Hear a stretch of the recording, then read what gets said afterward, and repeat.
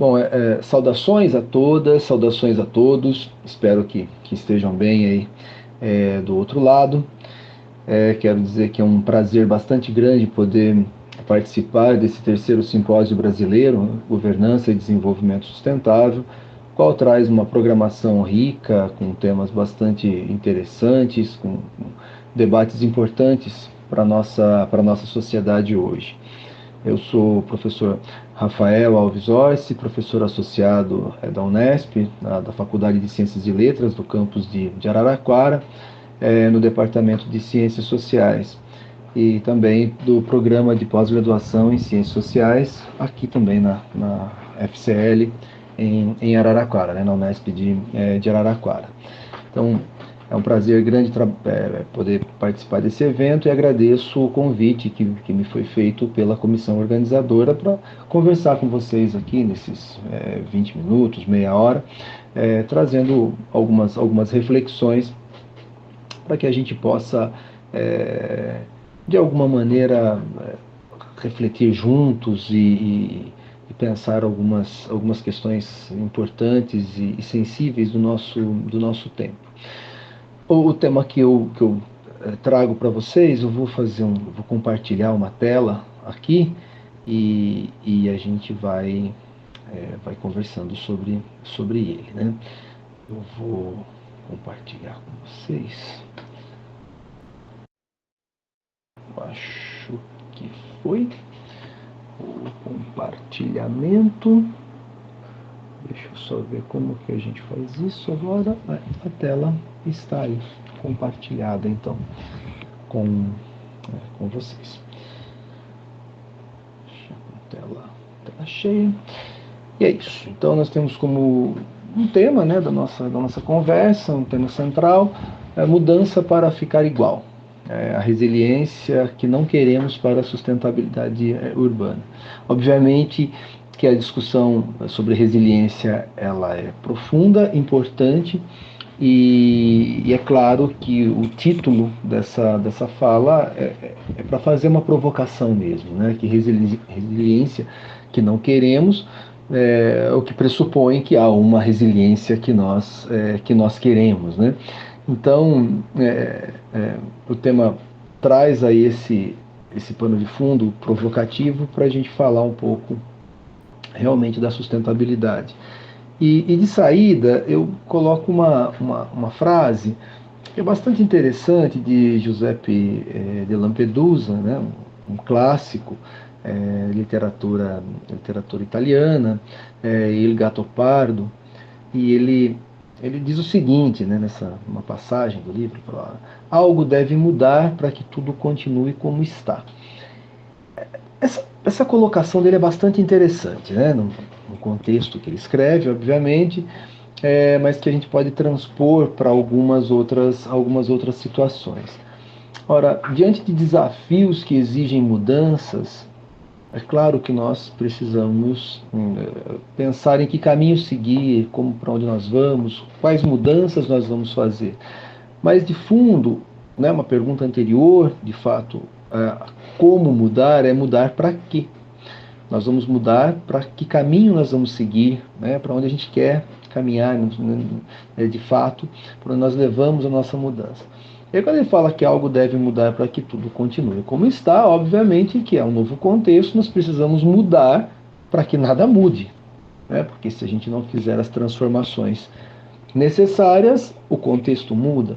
E aí, nesse caso, o que seria o continuar como está? Né? A manutenção dos status quo, por exemplo, a manutenção do poder, né, com as suas assimetrias, com alguns grupos poderosos que comandam os sistemas econômicos, os sistemas políticos, impactam de maneira profunda nos sistemas sociais, a manutenção do prestígio, a manutenção, portanto, de ter o comando, né? Então vamos fazer mudanças para que toda essa questão de controle, essa questão social, na qual alguns grupos são preponderantes e mantêm o poder, em diferentes níveis, né, o poder econômico, o poder político, as tomadas de decisão e todas as assimetrias de poder. Então nós vamos fazer algumas modificações para que essas coisas permaneçam dessa forma.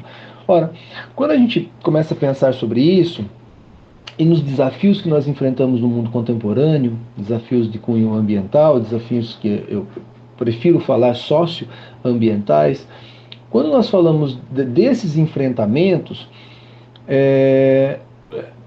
ora, nós precisamos fazer transformações. É imperativo que a sociedade faça mudanças. Mas para que fazer essas mudanças? Nós estamos fazendo mudanças e apontando para onde? Né? Mas é uma questão de fundo importante que é uma primeira conversa, uma primeira reflexão e provocação, né? No sentido de mudar para quê? Nós estamos mudando para permanecer como está, com as nossas desigualdades, permanecer com grupos marginalizados, com grupos extremamente vulneráveis. Então, qual é a mudança que nós estamos fazendo? Né? A problemática ambiental não seria um bom momento, né? A exigência de mudanças, ela não seria um bom momento para que a gente transformasse também a própria sociedade de maneira profunda, para que enfrentássemos de frente as questões sociais com as quais nós perecemos, né? Então, essa é uma questão importante que eu gostaria de compartilhar com vocês, né? Então, algo deve mudar para que tudo continue como está. Não, algo deve mudar para que a gente tenha realmente uma mudança substantiva em nossa sociedade, uma mudança que aponte para melhorias, né, substantivas, que a gente tenha avanços qualitativos em nossa sociedade. Então, quando a gente fala de resiliência, será que é disso que nós estamos dizendo, né? Será que nós estamos falando dessas mudanças que apontam para transformações sociais importantes? Como conceito, ou pelo menos como definição, não é exatamente o conceito, né? Que nós aqui não nos propusemos a fazer a estressar o tema, né? Da resiliência e trabalhar diferentes formas que ele é discutido ou que ele é apresentado para nós na literatura em diferentes vertentes. Aqui eu peguei uma definição enciclopédica mesmo do que é resiliência. E aqui a resiliência, a partir do dicionário Hawais, a primeira definição, que é a propriedade que alguns corpos apresentam de retornar à forma original após terem sido submetidos a uma deformação elástica. Ora, então é voltar à forma original. É uma definição que vem da física, né? Ou pelo menos das ciências exatas. Estamos falando aqui então, de um corpo que sofre uma perturbação, né, força, que o movimenta, o altera. À medida que essa força ela cessa, esse corpo volta àquilo que era. Ora, não me parece que exatamente essa definição ela é interessante para aplicação na sociedade. Né? Nós não queremos que após aquilo que após um evento, após uma energia ou após algo disruptivo, né, que impacta no funcionamento, que impacta nas formas de articulação, quando esse evento acontece, que haja esforços profundos para que tudo volte como era antes. Nós queremos que haja realmente esforços profundos de recuperação, esforços profundos para que se recomponha estruturas, mas exatamente o que era antes não nos parece que seja exatamente o que é o mais interessante, uma vez que o que era antes pode ser justamente as fraturas sociais, o que era antes pode ser a exclusão, pode ser os impactos ambientais, socioambientais, que nós vivemos cotidianamente nas cidades. Essa definição enciclopédica, ela nos dá uma forma de olhar, de leitura, mas a sua aplicação, aquilo que seria o desejável dentro de uma estrutura social urbana, e aqui me permitam um pequeno parênteses, né? Não estou falando apenas da cidade. Quando a gente fala da sociedade urbana, nós estamos ampliando o leque para algo que vai além da empiria de entender o morar na cidade, né? Em número de pessoas que moram dentro de uma infraestrutura de mancha urbana. Nós estamos falando da sociedade mesmo com suas características de funcionamento, né? Então, essas suas características de funcionamento, nós estamos chamando aqui de sociedade urbana, ora, ela com seus impactos, apresenta as suas fraturas, as suas desigualdades, as suas rupturas, cisões, exclusão. Bom, me parece que não é algo, então, desejável e interessante que se volte com isso. Na verdade, nós temos que combater isso. A segunda definição, é claro que dialoga com a primeira, fala de capacidade de se recobrar facilmente ou se adaptar à má sorte ou às mudanças.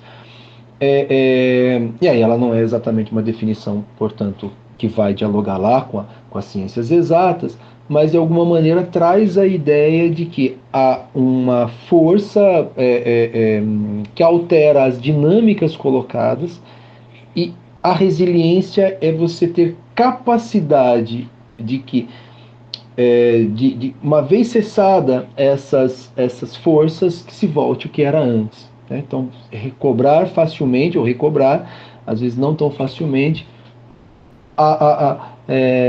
quando essa força ela cessa. Né? Então, ou se adaptar.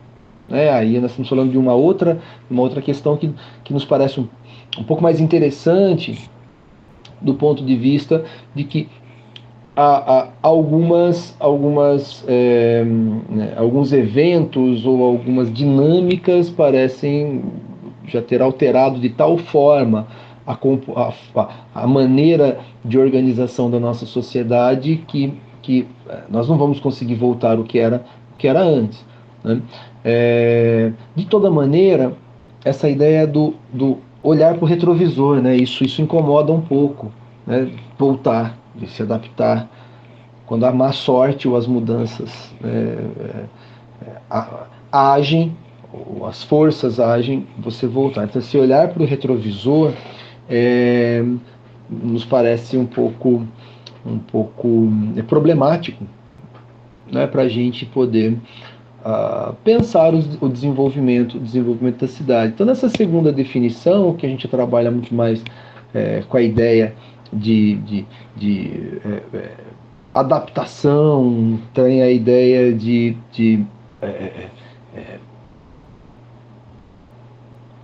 antever, né, de alguma maneira, aquilo que seria uma dinâmica perturbadora. Todas questões importantes, eu acho que de serem afinadas e como proposta de uma política pública, guardam obviamente a sua importância, né? de antever, de se adaptar ao impacto. Agora, olhar para o retrovisor nos parece uma questão mais delicada, porque nós não atacamos de fato desigualdades profundas que estão colocadas e que, sem exagero, né, mas muitas das rupturas colocadas levam a problemáticas socioambientais profundas. Né? Então, a questão é: o que queremos manter depois do evento? Essa é uma pergunta. O que queremos manter depois do evento? Ou dar má sorte, né? Má sorte para quem também? Essa mesma estrutura que está dada? Então, acho que essa é uma questão bastante sensível que nós temos que estar atentos. E aí, eu coloco uma imagem para a gente pensar. Para,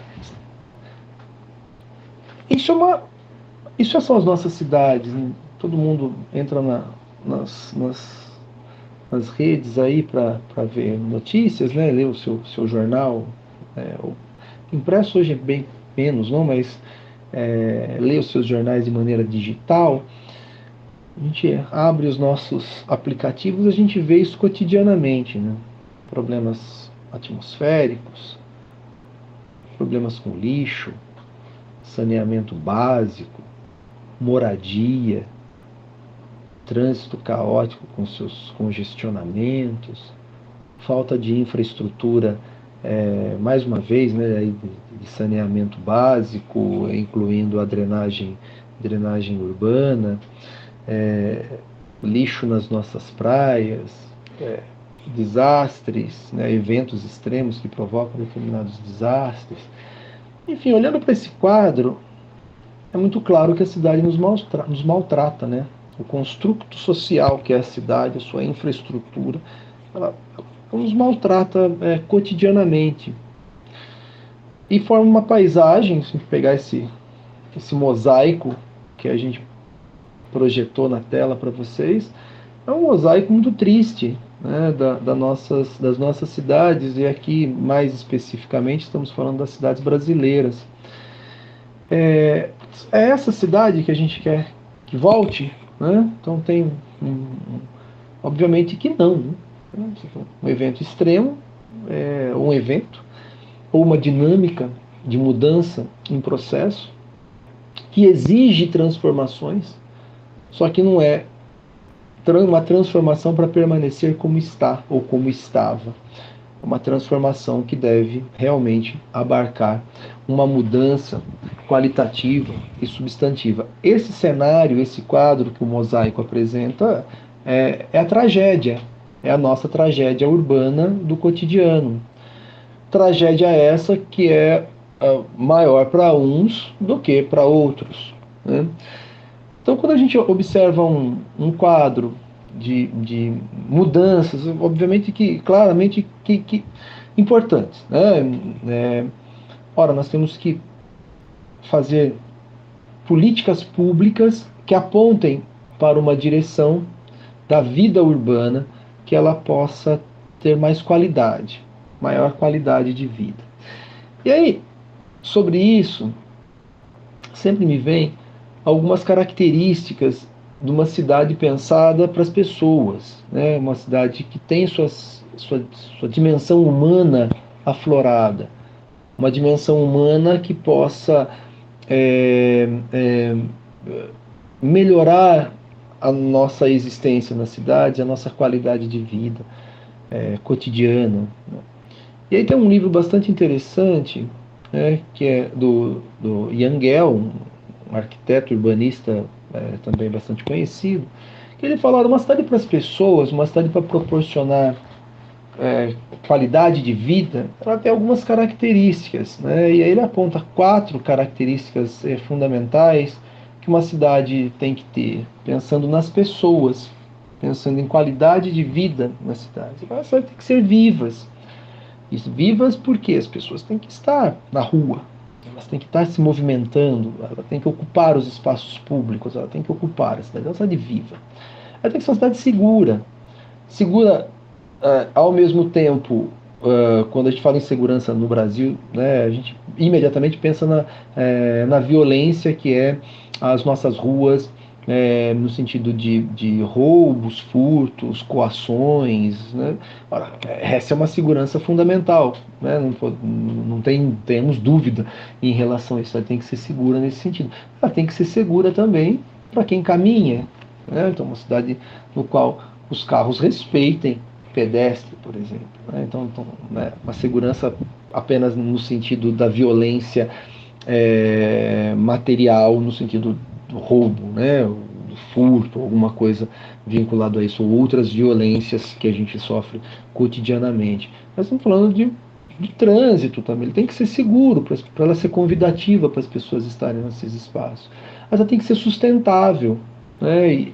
E a ideia do sustentável é justamente as questões ambientais que são colocadas aqui, da arborização, da qualidade do ar, dos espaços com qualidade para a vida e para que a gente sinta prazer em estar nesses espaços também. E uma cidade que seja saudável, no sentido de proporcionar saúde para as pessoas, uma cidade caminhável, ou pedalável, né? Se podemos falar dessa maneira, mas que o deslocamento seja feito através da mobilidade ativa e não através de automóveis movidos aí a algum outro tipo de combustível, ainda que seja um combustível mais sustentável, né? Uma matriz energética mais sustentável, mas o ideal é que as pessoas tenham condições de fazer seus deslocamentos, né, de maneira ativa, caminhando, pedalando. Então, Yangel coloca esses elementos, os quais eu concordo. No entanto, nós temos que pensar essa cidade para as pessoas dentro de um espectro um pouco alargado, e aí eu colocaria a palavra todas ali. Né? Cidade para todas as pessoas. Todas as pessoas. Porque a tragédia que nós vimos agora há pouco, né, naquele conjunto de imagens, no mosaico que eu apresentei, essa tragédia, ela é uma tragédia que, claro, quando uma pessoa não tem saneamento básico e sofre cotidianamente por isso, ou vai a óbito por conta de um desses problemas, falta de água, por exemplo, tratada, ou vive de maneira com uma comorbidade constante por conta desse contaminante, diarreia que acomete de maneira constante, ou algum outro tipo de problema de saúde que daí decorra e tem sua vida prejudicada por isso, isso é a falência da sociedade. Isso é uma falência da sociedade, de uma maneira muito direta, né? Porque uma sociedade que não consegue, apesar da riqueza que ela gera, ela não consegue distribuir essa riqueza. Não cria mecanismos de distribuição dessa riqueza. Então nós temos uma tragédia colocada aí. Só que essa tragédia ela não atinge a todas as pessoas de maneira direta. Quem de fato sofre no seu cotidiano com essa tragédia são as pessoas mais vulneráveis, que moram naquelas áreas sem o saneamento, que moram nesses espaços fragilizados. Então, pensar essas características de uma cidade melhor, de uma cidade que enfrente os seus problemas socioambientais de frente, uma sociedade que crie políticas públicas para esses problemas, pensando na sua capacidade de adaptação, pensando na sua mudança de fato. Mas é uma mudança real, substantiva, na qual essas desigualdades elas possam ser combatidas também, no processo de enfrentamento dos problemas ambientais. Então, no processo de enfrentamento dos problemas ambientais, eu tenho que enfrentar os problemas sociais, porque senão eu vou voltar ao que eu era antes. Talvez com um ambiente muito melhor, uma cidade mais com uma qualidade do ponto de vista do deslocamento, com menos poluentes, vamos pensar carros que poluam menos, com nova matriz energética, talvez os carros elétricos. Eu posso ter isso? Obviamente que sim, eu posso ter prédios inteligentes que economizem energia. Nós podemos ter regiões muito mais arborizadas, embora nós já temos, né? Algumas regiões muito arborizadas e outras sem nenhuma arborização. Eu posso ter uma mudança qualitativa em alguns aspectos, no entanto que isso não é socializado a todos, não é distribuído a toda a sociedade. Ora, então a resiliência que nós falamos aqui não é aquela resiliência, vou frisar novamente, olhando para o retrovisor. Né? Então, a pergunta, né, a resiliência que não queremos, parece a resiliência que mantenha o status quo da maneira que está, que mantenha a assimetria de poder da maneira que está. Essa resiliência, de fato, não interessa tanto. Nós queremos uma mudança substantiva nos aspectos que levam a melhor qualidade de vida para todas as pessoas. Né? E aí isso me remete a uma outra questão de fundo, que são as injustiças e os racismos ambientais. As pessoas mais vulneráveis, as pessoas mais pobres, elas recebem uma carga é, desigual de problemas ambientais gerados por toda a sociedade, no seu processo de desenvolvimento, no seu processo de geração de riqueza, né? À medida que a sociedade avança e os ganhos que se tem do ponto de vista produtivo, gera um conjunto de externalidades não absorvidas por esse mesmo sistema, e com um conjunto de capacidade institucional de não assimilar também esses problemas gerados pelo processo. Vamos pensar aqui, quando a gente olha para o Urqubeck, que ele vai falar da sociedade de risco, nós estamos falando justamente de um processo no qual esse ganho de produtividade, esse ganho de capacidade de expandir de maneira mais otimizada os recursos investidos, recursos materiais, recursos econômicos, ela gera externalidades não assimiláveis pela própria estrutura do sistema, e as instituições criadas também não têm essa mesma capacidade de assimilação ou de criar um movimento de maior justiça distributiva dos recursos gerados. E aí também assimilar e não permitir que o indesejável, que é a externalidade, seja remetido para uma parcela mais vulnerável da sociedade. Olha, isso nós estamos falando de injustiças, ou de racismos ambientais, quando nós falamos dos fatores étnico-raciais vinculados a esse movimento, né? Numa definição, peço licença a vocês, eu vou ler o que está projetado na tela para vocês. Uma definição de Pacheco racismo ambiental vincula-se às injustiças sociais e ambientais que recaem de forma implacável sobre etnias e populações mais vulneráveis. O racismo ambiental não se configura apenas através de ações que têm uma intenção racista, mas igualmente através de ações que tenham impacto racial, não obstante a intenção que lhes tenha dado origem. Então, o movimento causa impactos na população mais vulnerável, causa impactos nessa população que é mais empobrecida, e também, em diferentes casos, na população negra, no caso brasileiro, com uma clara sobreposição de vulnerabilidades, com uma clara sobreposição de carências, né? Lembrando aí Axel Hard aqui, que fala dessas sobreposições, né, de carências que vai impactar a população pobre. Para a população mais pobre e vulnerável. Bom, se eu estou dizendo isso, né, num quadro ambiental ruim, num quadro ambiental desafiador, que exige mudanças, eu tenho que mudar essa condição também. Eu tenho que mudar a condição da vulnerabilidade de grupos que têm negado, né, os seus direitos à vida.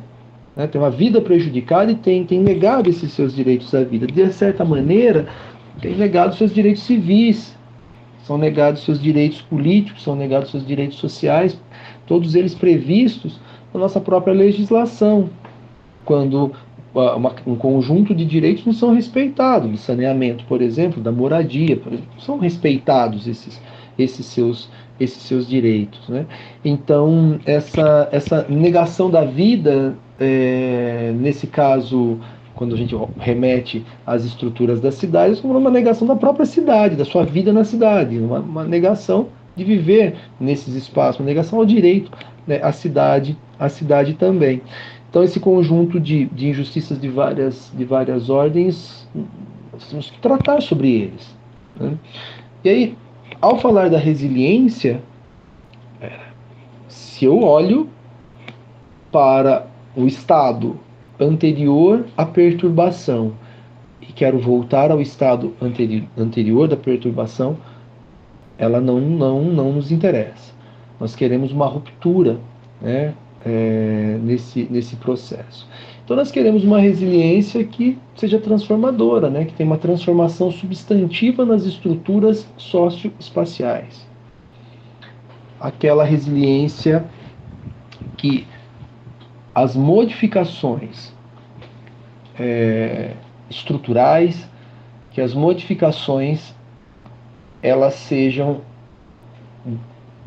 de monta pensando na justiça, de uma monta que seja pensando também na população mais vulnerável, né? Não é apenas a natureza ou as dinâmicas de enfrentamento aos maiores desafios naturais que as cidades ou que o mundo enfrenta. Como que isso rebate, como que isso dialoga com a justiça. Uma resiliência, né, que queremos, que tem aí uma adaptação aos desafios ambientais, mas com ampliação dos horizontes para a justiça social. É inadmissível, volto a colocar um destaque nesse ponto, é inadmissível que uma sociedade que gera um excedente de riqueza, tal qual nós geramos, e com o passivo ambiental gerado a partir dessa geração de riqueza, remeta aos mais vulneráveis todo esse passivo, ou parte significativa desse passivo, aqueles que têm uma proteção, uma capacidade de se proteger menor e, em muitos casos, uma proteção menor do Estado.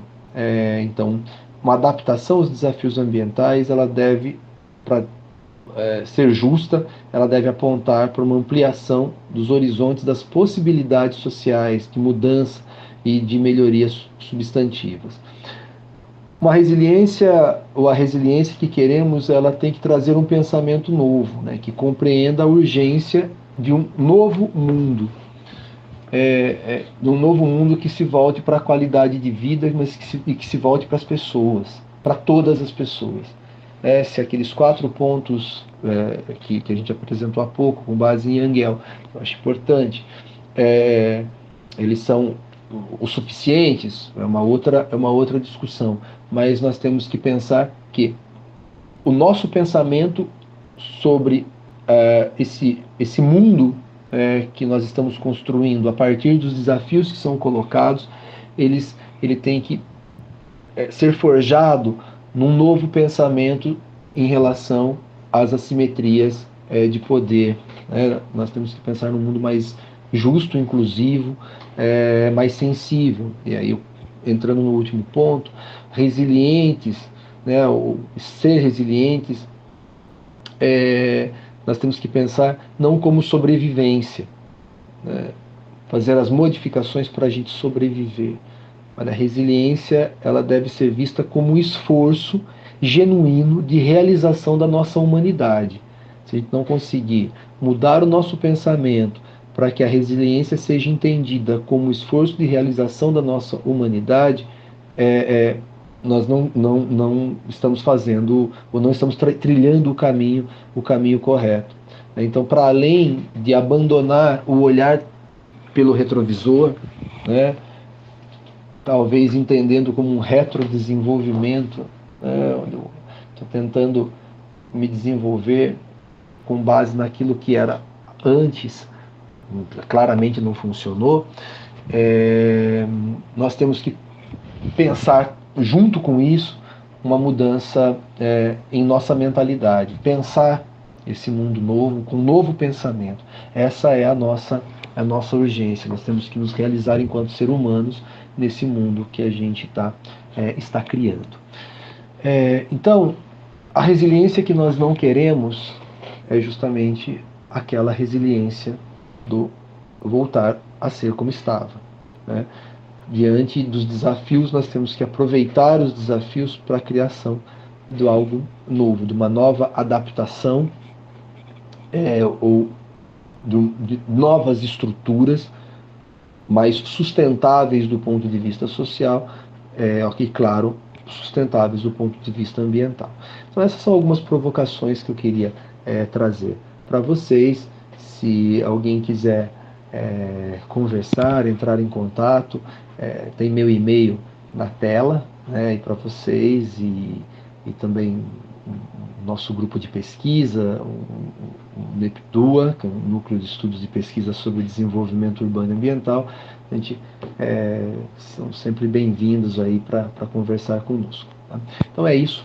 Muito obrigado e espero ter contribuído para a reflexão de vocês sobre essa temática. Até uma próxima.